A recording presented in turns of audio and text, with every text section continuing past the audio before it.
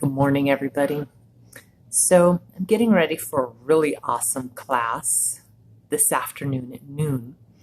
But I was looking over some resources and I thought to myself, I really want to share this with my friends.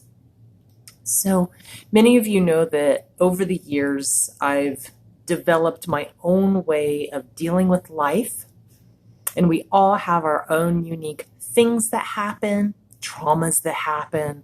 We all have a story, a backstory, right? Well, it's one thing to feel your absolute mental best despite what your backstory in life is. But it's another thing to maintain that level of mental stability during a time of upheaval. And now we're all going through changes right now, whether it's financially, job-wise, food, toilet paper, whatever it is. And there's a really important tool that I wanted to share with you that's part of the series that we're going to be doing. Craig Williams and I are doing a phenomenal series on healing the mind. And we're going to be recording it today. It'll be available for recording later too, but I'll put stuff about that later. What I wanted to share with you is one of the tools that was taught to me that has been absolutely invaluable in mental stabilization.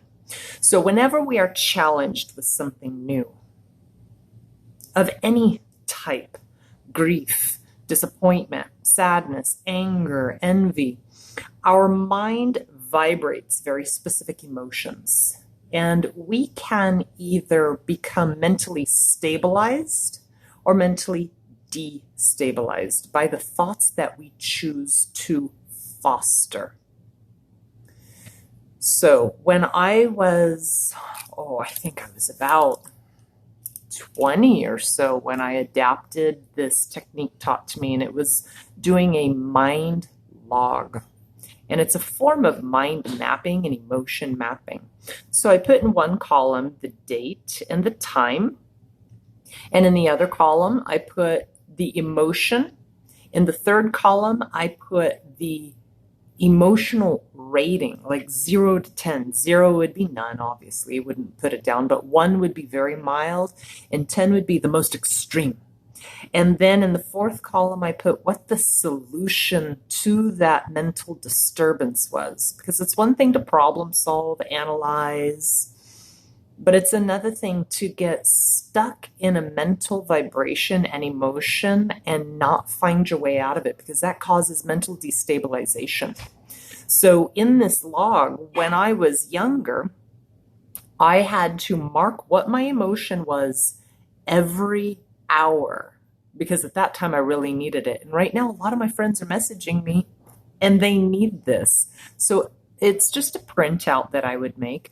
And every hour you would mark, what is my emotion? So on the bottom of my paper, I had all the choices. Let's see, I've got them up here. Joy, empowerment, freedom, love, appreciation, passion, inspired, enthusiasm, optimistic, content, grateful, serene, peaceful, compassionate, devoted, trusting, cooperative, amused, curious, safe, grounded, excited, energetic.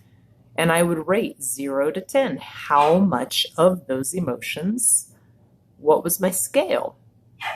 However, if my emotions fell into a different category of bored, frustrated, impatient, irritated, pessimistic, overwhelmed, disappointed, worried, anxious, discouraged, vengeful, envious, fearful, depressed, powerless, victimized, insecure, unworthy, rage, anger, blame.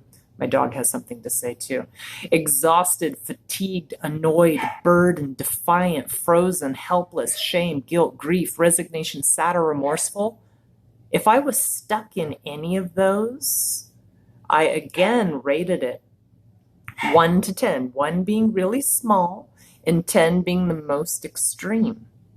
However, it was then my responsibility to determine what was my remedy for that mental vitiation, that mental destabilizing emotion.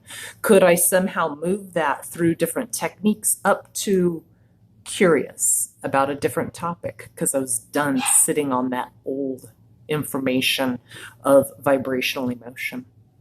So, remember, you steer in the direction you look.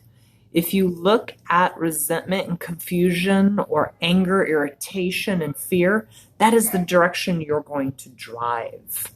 So I just wanted to share that tool that was taught to me a long time ago. I used to have a really hard time anchoring myself into a positive emotion or even just neutral. Neutral is nice, focused, concentrated, rather than sliding down that tool zone into, these emotions that paralyzed or crippled me emotionally, because then it ripples out into every aspect of your life, to your family, to your work, to what you're doing, to what you're eating.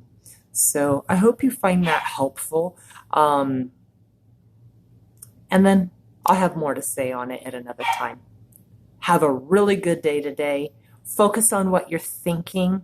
Choose your thoughts. Just like you choose the food you put into your mouth, you choose the thoughts that emanate inside you and out of you. Okay? Remember, you're the only one steering your vessel. Nobody else is. So if you choose your emotions wisely, you might have a whole better day. Okay. Talk to you all later.